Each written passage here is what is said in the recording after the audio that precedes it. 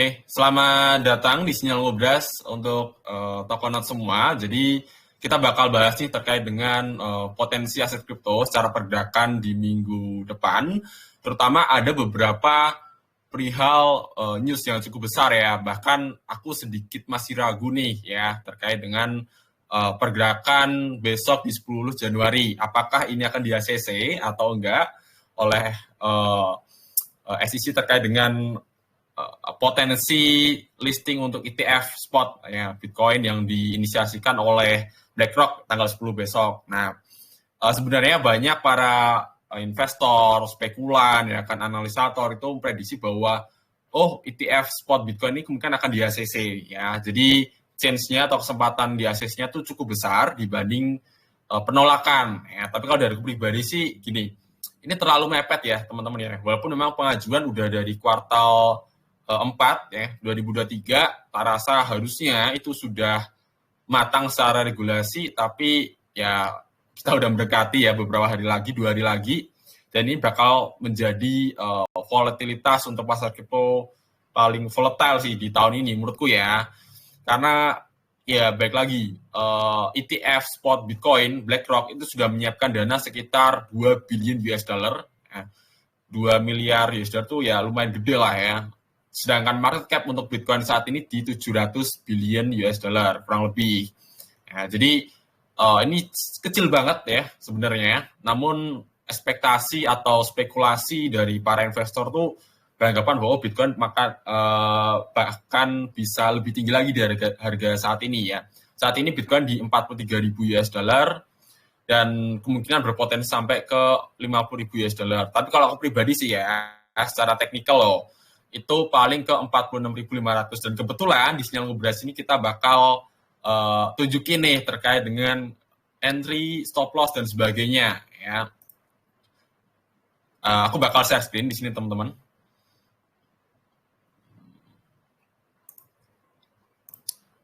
Jadi ini untuk teman boleh baca, boleh lihat di sini. Mungkin terbatas ya teman-teman untuk orang yang bisa melihat share screen-nya karena kebetulan kurang lebih sih 30 orang ya. 30 orang bisa ngelihat, tapi nggak apa-apa, harapannya teman-teman di sini bisa menyimak lah ya. Oke, jadi kita bisa lihat di sini secara teknikal ya, nanti kita bahas teknikalnya. Kita lihat dulu secara sentimen di minggu kemarin sebenarnya apa sih Mas Vicky di minggu kemarin tuh, kok market crypto tuh sangat volatile di minggu kemarin. Di awal tahun Bitcoin naik tinggi sampai ke 44.000 terus diturunin ya sampai ke 41.000 sekian gitu. Dan saat ini udah kembali lagi ke 44.000. Nah, pertanyaannya apa sih Mas Vicky kok Bitcoin bisa se-volatile itu ya?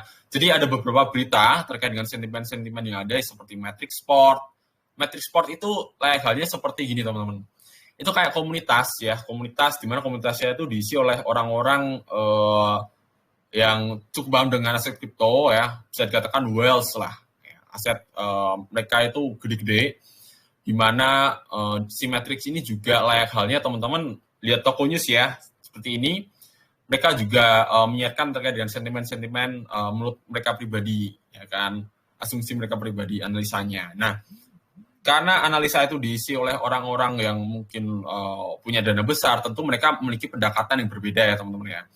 Nah, kemarin Matrix Sport berspekulasi ya bahwa Bitcoin ETF ini kemungkinan akan di ACC, terus kemudian beralih setelahnya ya di tanggal 4 kalau nggak salah, kalau nggak tanggal 3, itu mereka mengumumkan bahwa kemungkinan si ETF spot tanggal 10 besok itu ditolak ya. Maksudnya ditolak ini bukan ditolak secara ya udah nggak boleh ada ETF gitu, enggak ya teman-teman, tapi mungkin lebih ke pending sih, diundur. Nah, itu membuat harga Bitcoin langsung terjun terus dan altcoin juga ikut turun. Nah, kita bisa lihat di sini ya secara weekly-nya ya, kita lihat di sini sangat-sangat bearish, rata-rata 20% ya kan penurunannya, kecuali untuk People, INS ya, GMT, Neutron, STX, YGG, itu ada semua di toko kripto, ada juga Arbitrum yang ngepam lumayan lah ya. Nah, secara kalau kita bisa lihat di minggu kemarin itu sangat-sangat bearish untuk altcoin. Nah, pertanyaannya Mas Vicky gitu kan, next tanggal besok 10 nih, itu gimana gitu. Ketika di ACC seperti apa, ketika di pending seperti apa, ditolak seperti apa. Nah, ini kalau aku pribadi ya. Jadi, kalau dari aku pribadi sih untuk penolakannya itu chance-nya sangat kecil ya. Dalam artian gini, dari masing-masing institusi seperti BlackRock, ya Fidelity, Valkyrie, mereka sudah mencoba beberapa kali untuk ajukan banding dan diskusi ya dengan SEC ini. Jadi bisa dikatakan bahwa mereka sudah open dialog nih. Open dialog berarti open discuss ya. Tentu ada revisi-revisi, regulasi dan sebagainya. Nah, bisa dikatakan bahwa ini kemungkinan chance-nya akan diterima. Tapi pertanyaannya apakah pasti tanggal 10 besok ya belum tentu ya. Sehingga kalau misal ini di ACC tanggal 10 besok, kemungkinan Bitcoin akan mengalami kenaikan yang tinggi banget. Ya. Kenapa? Karena ya 2 billion US dollar itu akan masuk ke pasar kripto. Aku nggak tahu sih ya, si BlackRock ini membeli melalui OTC. Teman-teman tahu OTC ya? OTC itu kayak membeli melalui off market, jadi tidak beli langsung di market. Jadi harga mungkin tidak akan mengefek terlalu signifikan tinggi banget, enggak. Misal, let's say, OTC itu seperti ini. Aku punya stok 1000 BTC misalnya. Nah, aku simpen nih. Terus kemudian harga saat ini 44.000 US dollar untuk Bitcoin-nya. Kemudian ditawarlah sama BlackRock, oke, aku beli ya Bitcoin-mu seharga 44.500. Aku punya 2 billion US dollar, mau nggak? Yaudah, dikirim. Jadi kayak P2P lebih tepatnya. Jadi tidak akan ngefek ke market begitu besar. Kecuali kalau mereka membeli langsung di pasar ya. Dan mereka menunjuk Coinbase sehingga pergerakan harga Bitcoin pun akan volatile, Bitcoin loh ya, volatile di Coinbase ya untuk di exchange-nya gitu. Itu sedikit gambaran. Kalau semisal itu di ACC itu bakal sampai ke 46.000 sekian. Ya. Terus kalau semisal di delay gimana Mas Ki? Delay kemungkinan dia akan koreksi Bitcoin. Koreksi di berapa Mas Ki? Paling ke 42.000 ya. Kalau ditolak gimana? Ya udah ditolak. Kita akan menjumpai Bitcoin mungkin sampai ke 38 atau 35K ya. Gitu. Itu asumsi aja. Dan di sini di token itu ada token unlock 28 altcoin di minggu ini. Jadi teman-teman baca aja ya. Ini sangat penting. Token unlock itu apa? Teman-teman boleh cek di toko news. Di aplikasi ada, aplikasi toko crypto. Terus kemudian ada SEC ya, peringatkan bahwa FOMO itu sangat berbahaya ya terkait dengan ETF Bitcoin Spot. Jadi kalau dari aku pribadi untuk analisa ini mungkin akan entry-nya agak di bawah ya teman-teman ya untuk menghindari FOMO. Kemudian ada lagi Bitcoin halving yang mungkin diadakan di April ya. Itu 100 hari lagi dan teman-teman bisa baca terkait sentimen-sentimen yang ada di toko news gitu. Oke, sebelum itu kita bahas dulu ya sebelum ke technical, bahas terkait dengan aset kripto yang berpotensi di minggu ini sekaligus kita harus lihat secara riwayat di minggu kemarin gimana Mas Vicky gitu ya. Kita lihat. Nah, kita bisa lihat di sini ya terkait dengan last stop liquid watchlist-nya di tanggal 2 sampai 7 Januari 2024. Di mana ada link EMX, UFTM dan di mana nih?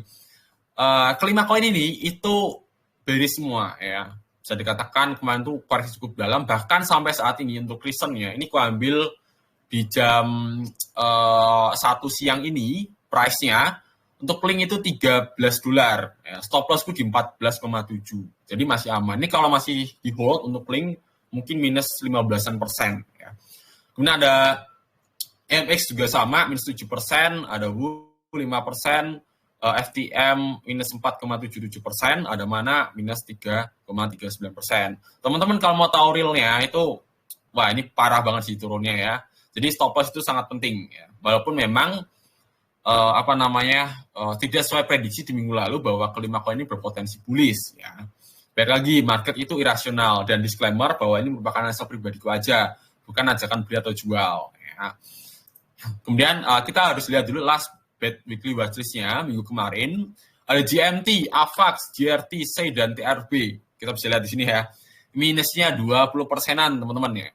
Jadi kalau teman-teman punya berapa 10 juta anggap aja ya hold di TRB ya TRB itu minus 34% ya.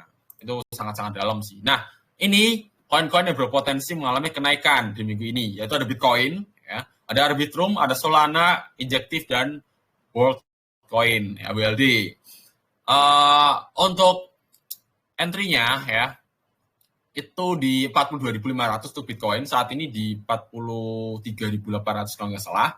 Targetnya di sini, kemudian ada stop loss-nya di 41.500 ya, dengan potential profit itu 9,41%.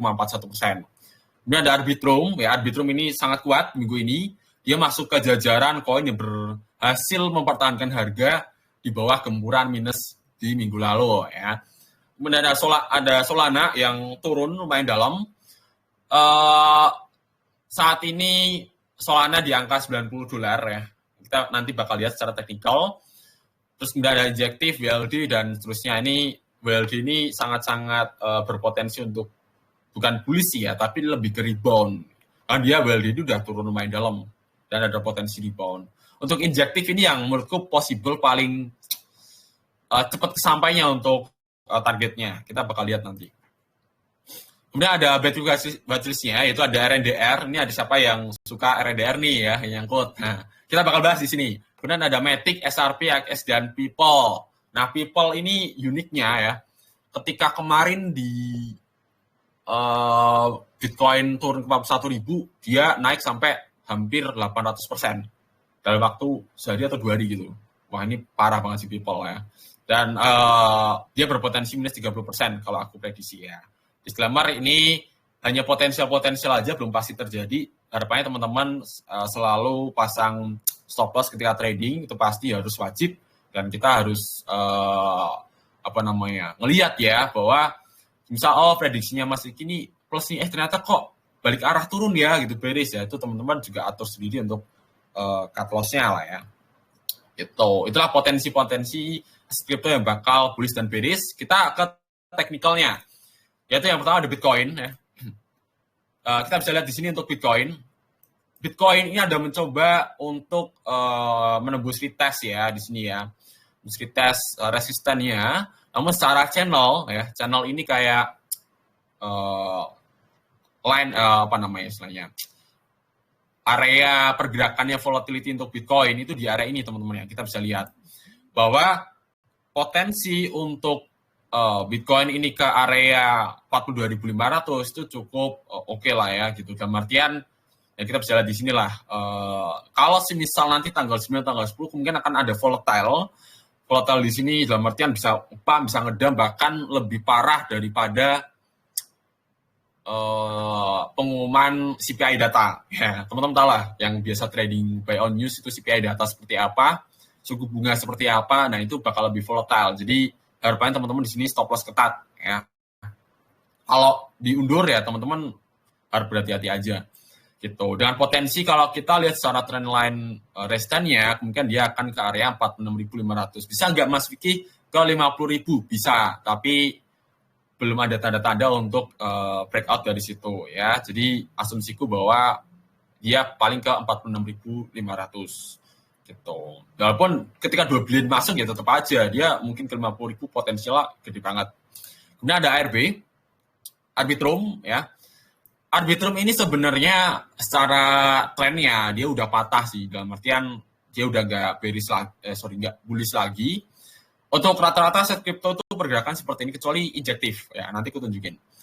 Jadi secara trennya ini udah patah dan dia masuk ke masa bearish sebenarnya untuk Arbitrum, dengan asumsi bahwa dia akan berpotensi untuk turun sekali lagi ya. Kalau kita lihat berdasarkan Elliott Wave, ya, pakai analisa Elliott Wave itu kemungkinan dia turun di area $1,46 ya di area ini. Ini ada area support yang menjaga ya, ada 1, 2, dan ada stop loss di area ini.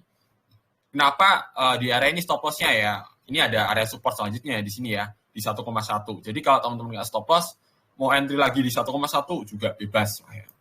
Tapi tetap jaga-jaga karena altcoin saat ini tuh sangat-sangat rentan gitu. Dalam artian gini, ketika ETF itu di ACC, yang naik akan Bitcoin-nya gitu. Karena gini, ETF itu hanya sebatas kayak kepemilikan ya. Jadi melisting kripto itu di bursa saham, kurang lebih seperti itu. ketika mereka memanfaatkan, misal kan ada tuh siklus Bitcoin, altcoin, large cap, mid cap, small cap gitu-gitu. Nah, kalau ada ETF itu masuk, otomatis mereka akan terhenti di Bitcoin-nya aja. Jadi tidak ada aliran ke large cap atau ke mid cap dan sebagainya. Walaupun memang ada potensi kita beli spot di toko crypto misal naik cuan, belikan altcoin juga bisa. Tapi kan ya institusi itu tidak bisa langsung masuk ke altcoin. Kurang lebih seperti itu. Jadi sangat rentan untuk altcoin ya. Kemudian ada Solana. Nah, Solana ini berpotensi untuk sama ya, dia mengalami trennya adalah mencoba rebound di sini. Sebenarnya ada area support di area ini, cuma tak rasa untuk Solana ini kan lagi hype ya, jadi bisa dikatakan ketika turun tuh ada lumayan orang yang mencoba untuk menyerok gitu istilahnya ya. Jadi kemudian kalau turun pun nggak terlalu dalam untuk Solana, walaupun dia udah naik cukup tinggi. Nah, kemudian dia akan mencapai ke $100 ya, untuk Solana. Kemudian ada injektif. Nah, injektif ini yang aku bilang tadi, dia sangat-sangat kuat ya. Ketika yang lain udah turun dalam, ya kita bisa lihat ya reboundnya cukup tinggi. Sampai saat ini dia area sideways di ini cukup bagus untuk injektif. Dan ini ada pola bullish banget ya. Secara time frame 4 jam, ini bullish banget dengan plus 8%. Jadi kalau ngelihat seperti ini, itu kemudian dia akan mencoba sedikit sideways dan dia bakal naik. Jadi dibanding dengan ke 4 koin ini ya, tadi udah aku jelaskan, ini yang paling berpotensi untuk bullish sih sebenarnya. Kemudian ada WLD ya, WLD ini juga sama, dimana WLD ini sebenarnya untuk trennya ini udah patah ya sebenarnya, sama, dia masuk ke masa bearish. Jadi cukup berhati-hati aja untuk WLD. Di mana dia belum mencoba untuk retest supportnya yang udah jadi resisten ya di sini. Dan ada potensi sekitar 28% untuk WLD ya. Jadi lumayan nih kalau teman-teman lihat ya. Kalau kita lihat di sini, ini ada area support yang menjaga ya. Ini supportnya kuat banget, ada 1, 2, 3, 4, 5 ya. 5 ini ya bisa nembus lah gitu di bawah ini. Jadi bisa dikatakan ini bukan area support yang kuat. Kalau tembus ya, kalau ini tembus turun ke bawah ya, dia berpotensi untuk bearish kuat ya, karena baik lagi supportnya udah jebol gitu.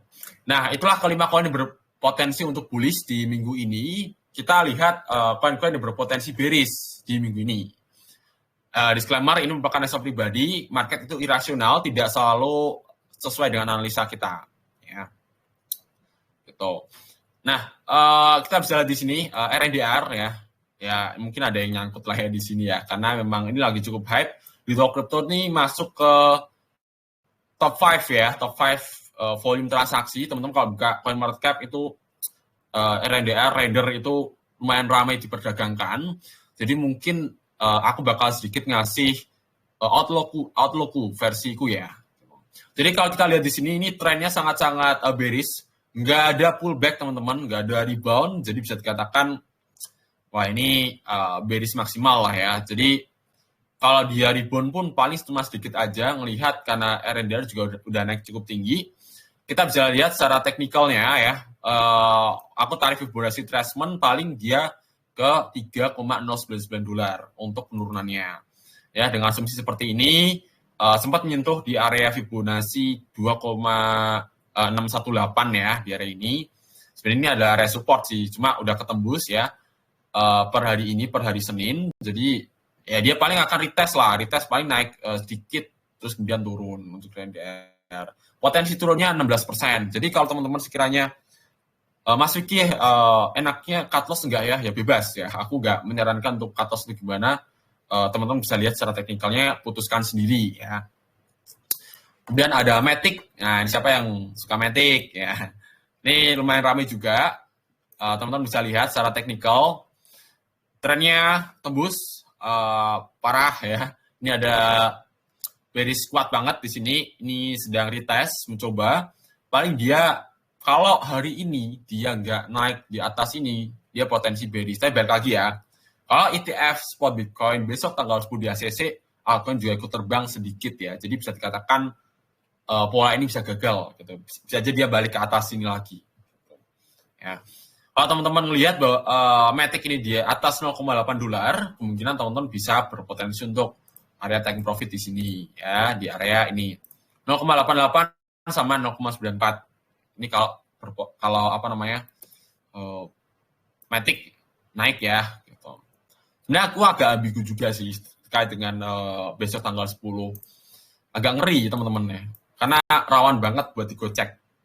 Kemudian ada SRP. Nah, SRP ini kemungkinan berpotensi untuk bearish ya, sama. Ini ada area support 1 2. Ini ada area support di sini. Ini ada area resistance di sini ya. Jadi SRP ini kemungkinan akan mencoba melakukan turunan lebih lanjut. Kalau kita bisa lihat di sini, ini kan trennya turun ya, baru permulaan. Sebenarnya udah 2 kali, 1, 2. Kemungkinan dia berpotensi turun sekali lagi dengan RSI yang sebenarnya belum maksimal untuk apa namanya turun dalam ya. Ini masih bisa turun lagi sebenarnya sih untuk SRP. Gitu. Ini ada ciri-cirinya, udah 2 kali ketolak ya per hari ini, jadi ya bisa turun lah. Gitu. Kemudian ada Axie Infinity, ya siapa yang main Axie Infinity, ya yo. Ya, jadi kita lihat secara teknikal sama trennya tembus. Nah, jadi sangat-sangat berbahaya untuk Axie Infinity. Dia udah naik cukup tinggi, trennya turun. RSI-nya juga lagi bearish juga, bisa dikatakan bahwa ini kemungkinan akan berpotensi naik sedikit ke 7,62 dolar. Itu kalau di persen mungkin sekitar 5-6% ya dari saat ini. Gitu. Terus dia turun. Gitu. Itu potensi di minggu ini ya. Kemudian ada People. Ya kita bisa lihat ya People ya. Wah naiknya tinggi banget per 3 Januari nih. Ini bisa 800% ya. Naiknya gila People tuh. Nah kita bisa lihat di sini. Ini ada penjualan lumayan dalam ya. Secara teknikal ini harusnya bearish ya kan. Dengan asumsi ketika di area garis biru ini 0,49 itu dia ketolak ya. Jadi ini ada potensi dia bergerak ke area 0,032 dolar dengan asumsi bahwa ini head and shoulder ya. Tapi belum pasti kebentuknya, tapi ada potensi seperti head and shoulder. Itulah kelima koin yang berpotensi mengalami bearish di minggu ini. Jadi harapannya teman-teman di sini disclaimer bahwa ini merupakan analisa pribadi aja, bukan ajakan beli atau jual. Dan pastikan teman-teman selalu menggunakan stop loss ya. Ketika memang belum kesentuh entry-nya, kan ada beberapa tuh yang potensi bullish tapi bearish dulu. Nah, itu teman-teman harap jaga ya. Trading trading plan-nya terkait dengan aku mau entry di harga berapa, cut loss di harga berapa, itu penting banget sih. Gitu. Itu aja sih dari aku. Sampai jumpa di next Sinyal Ngobras ya, karena ini bakal aku post di YouTube. Teman-teman yang ketinggalan terkait dengan Sinyal Ngobras ini bisa tonton di YouTube, oke?